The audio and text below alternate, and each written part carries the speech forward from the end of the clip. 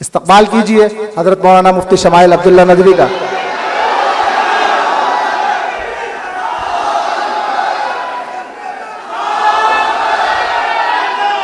میں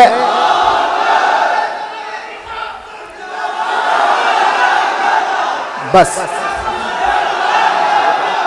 شروع کریں گے تبھی چپ ہو گئے۔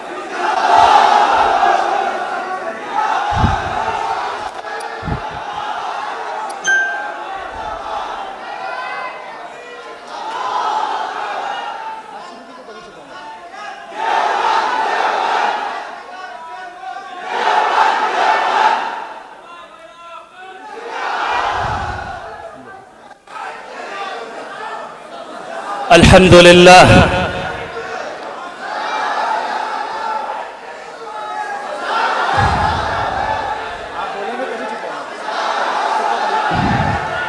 الحمد لله الذي يقدم من يشاء بفضله ويؤخر من يشاء بعدله، والحمد له على إحسانه والشكر له على توفيقه وامتنانه، وصلى الله وسلم على خاتم النبيين وإمام المرسلين سيدنا محمد بن عبد الله الأمين وعلى آله الطيبين وأصحابه الغر الميامين.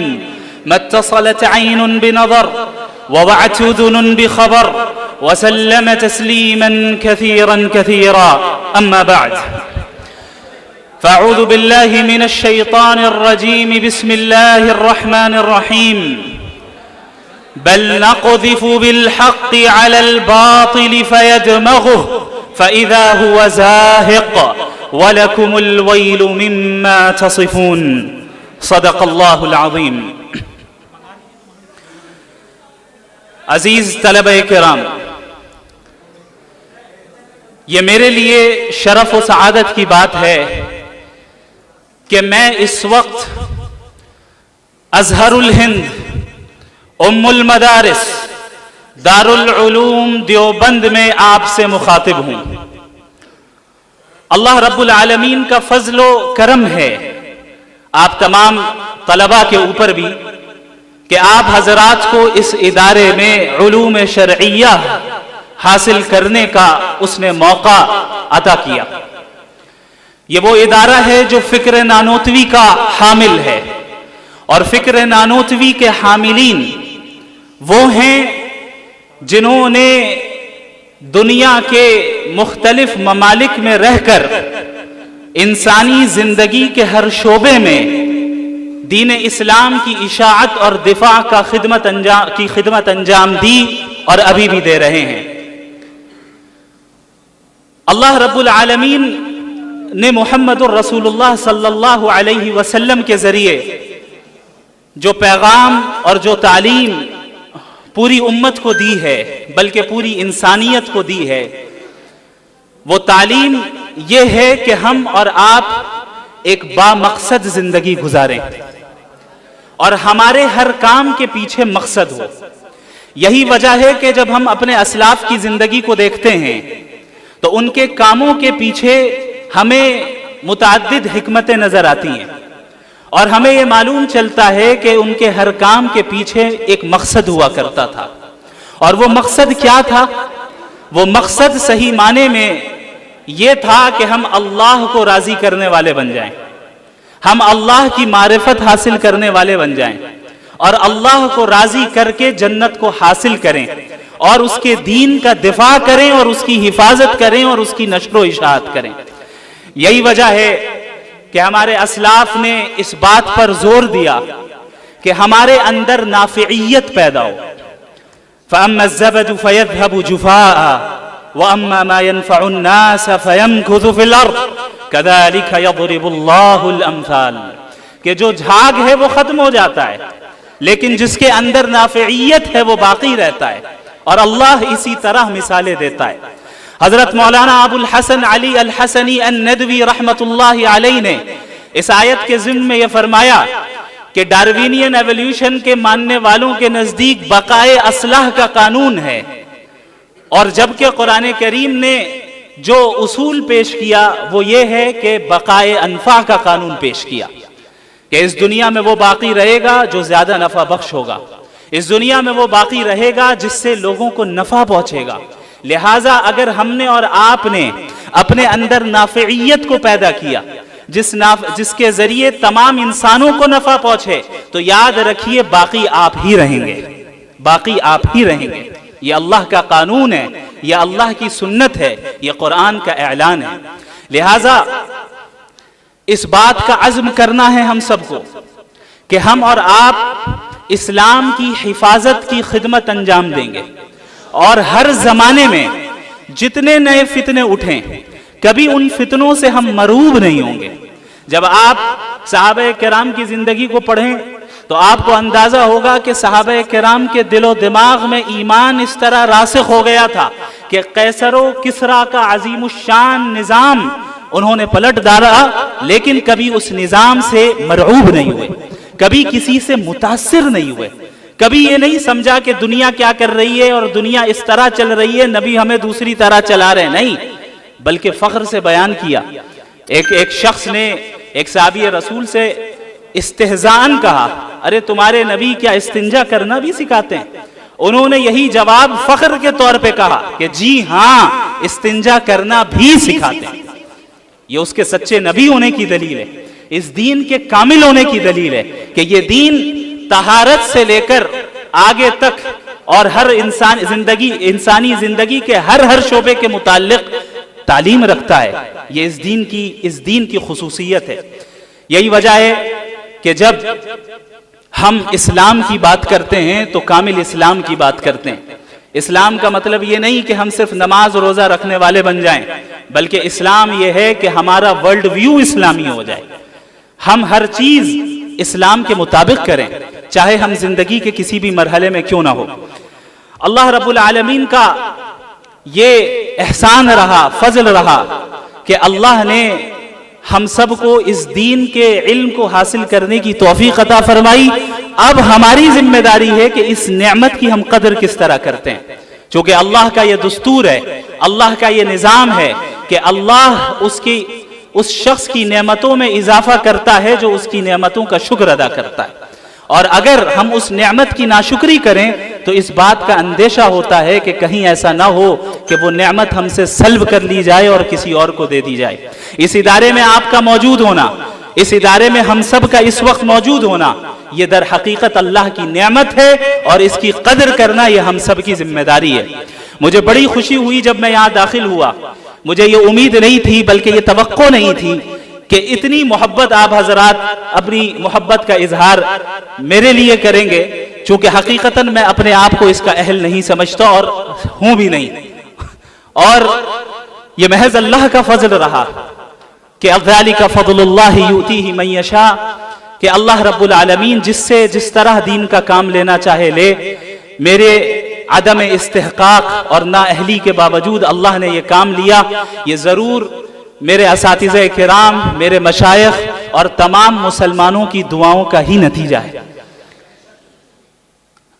اللہ رب العالمین کے اس دین کا دفاع کرنا، اور آپ جس زمانے میں ہو اس زمانے میں ابھرتے ہوئے فتنوں کا مقابلہ اس انداز میں کرنا جو اس زمانے کا تقاضا ہو، یہ در حقیقت ہمیں ہمارے اسلاف کی زندگی سے اس کا پتہ چلتا ہے۔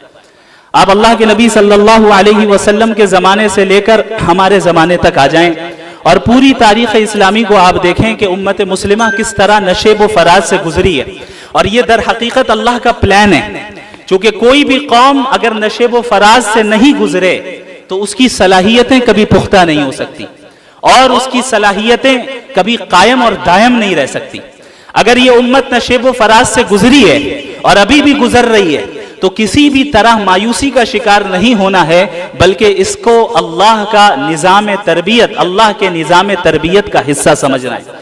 اور یہی وجہ ہے کہ اللہ نے قرآن کریم میں یہ حکم فرمایا، یا ایھا الذین آمنوا اصبروا وصابروا ورابطوا واتقوا اللہ لعلکم تفلحون، اے وہ لوگ جو ایمان لے آئے، صبر کرو اور صبر کی فضا عام کرو۔ صرف یہ نہیں کہا گیا کہ صبر کرو، بلکہ صبر بھی کرنا ہے اور مصابرہ بھی کرنا ہے۔ صبر کا تعلق ہر شخص سے ہے اور مصابرہ کا تعلق اجتماعیت سے ہے، یعنی خود بھی صابر بننا ہے اور صبر کی فضا کو عام کرنا ہے، حوصلہ پیدا کرنے والے کلمات کو عام کرنا ہے، حوصلہ شکن الفاظ نہیں کہنے ہیں، ہمیں ایک دوسرے کا تعاون کرنا ہے۔ ورابطو، اور محاذ پر ڈٹے رہو، مورچوں پر ڈٹے رہو، کبھی باطل سے متاثر نہ ہو۔ یہ نہ دیکھو کہ تمہارے پاس اسباب کی کمی ہے، تعداد کی کمی ہے، یہ دیکھو کہ تم کس رب کے ماننے والے ہو۔ وہ رب قادر مطلق ہے، وہ رب جب چاہے گا جیسا چاہے گا جس سے چاہے گا ویسا کام لے گا۔ اس رب سے استعانت کرو، اس رب سے مدد طلب کرو اور اس بات پر ڈٹے رہو کہ محمد الرسول اللہ صلی اللہ علیہ وسلم کی تعلیمات کے مطابق ہی ہم زندگی گزاریں گے اور اسی دین اسلام پر ہی مریں گے، اس کے علاوہ کسی اور نظام پر نہیں مریں گے۔ ایک دوسرا پیغام جو میں آج اس مبارک مقام سے دینا چاہتا ہوں، وہ پیغام بہت اہم ہے۔ یہ پیغام صرف آپ کے لیے نہیں بلکہ ہمارے ملک کے تمام ان طلباء کے لیے ہے جو کسی بھی ادارے میں علوم شرعیہ کو حاصل کر رہے ہیں۔ یاد رکھیں، اس دین کا جو تصور ہے وہ امت کا تصور ہے۔ ہمارا اور آپ کا جو تعلق ہے وہ امت کا تعلق ہے۔ ہم سب کو ان تمام چیزوں سے اجتناب کرنا ہے جن کے ذریعے امت میں کسی بھی طرح تفرقہ ہو اور انتشار پھیلے۔ اب کسی بھی طرح کی عصبیت ہمارے اندر نہ آئے۔ اللہ کے نبی صلی اللہ علیہ وسلم کی جب بعثت ہوئی تو الگ الگ قسم کی عصبیتیں موجود تھیں۔ اللہ کے نبی صلی اللہ علیہ وسلم نے ان تمام عصبیتوں کو ختم کیا، چونکہ وہ عصبیتیں امت کو اور انسانوں کو متحد ہونے سے روکتی تھیں اور سب کو کلمہ توحید پر نبی نے متحد کیا۔ اوس اور خزرج، آپ حضرات مجھ سے زیادہ جانتے ہیں کہ یثرب میں یہ جو دو قبیلے تھے آپس میں کس طرح لڑتے تھے، آپس میں ایک دوسرے کے خلاف کس طرح سازشیں کرتے تھے، لیکن اللہ کے نبی صلی اللہ علیہ وسلم نے قبائلی عصبیت کو ختم کیا اور کلمہ توحید پر ساری امت کو اور اہل یثرب کو متحد کیا۔ یہ اس بات کا پیغام ہے کہ دیکھ لو، ہمارے مزاج میں اختلاف تو ہو سکتا ہے، جزوی چیزوں میں اختلاف ہو سکتا ہے، لیکن عقیدے اور اصول میں ہم سب متفق ہیں۔ لہٰذا یہ چیز میں کھل کر کہنا چاہوں گا تمام لوگوں سے جو یہاں موجود ہیں اور ان طلباء سے بھی جو کسی بھی ادارے سے تعلق رکھتے ہیں، ایک نئی قسم کی وبا عام ہے، وہ وبا ہے ادارے کی عصبیت، ادارے کی عصبیت۔ اور اس عصبیت کی بنیاد میں بھی، اس عصبیت کی بنیاد پر ہمارے درمیان انتشار ہو رہا ہے۔ میں یہاں پر چاہتا ہوں کہ ہم سب اس بات کا اعلان کریں کہ ہم اور آپ ایک ہیں، ہم مختلف نہیں ہیں۔ ہم یہ نہ دیکھیں کون ندوی ہے، کون قاسمی ہے، کون مظاہری ہے، بلکہ اس بات کا اعلان کریں کہ ہم ندوی قاسمی عصبیت کی دیوار کو آج ہی منہدم کرتے ہیں۔ ندوہ اور دیوبند ایک ہی ہے، ندوہ اور دیوبند کا مقصد ایک ہی ہے، وہ مقصد اللہ کے دین کی حفاظت اور اس کی اشاعت ہے۔